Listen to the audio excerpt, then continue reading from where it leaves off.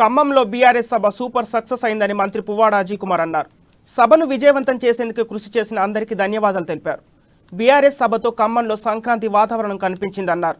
ఖమ్మం చరిత్రలో ఇంత పెద్ద గొప్ప సభ ఎప్పుడు జరగలేదన్నారు.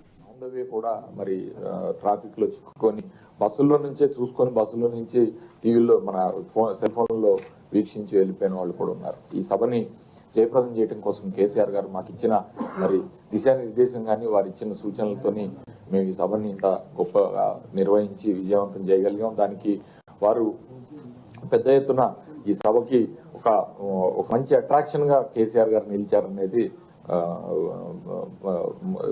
ముదాం విషయం. దాంతో పాటుగా వచ్చిన మా ఇతర ముఖ్యమంత్రులు, ఢిల్లీ ముఖ్యమంత్రి అరవింద్ కేజ్రీవాల్ గారు, పంజాబ్ ముఖ్యమంత్రి మాన్ గారు, కేరళ ముఖ్యమంత్రి విజయన్ గారు, మాజీ ముఖ్యమంత్రి ఉత్తరప్రదేశ్ అఖిలేష్ యాదవ్ గారు, అలాగే సిపిఐ నాయకులు డి రాజా గారు, సిపిఐ సిపిఎం రాష్ట్ర కార్యదర్శులు పూనంనేని గారు, తమ్మినేని గారు, అలాగే మా జిల్లా మొత్తం యావత్ అక్కడ ఉంది.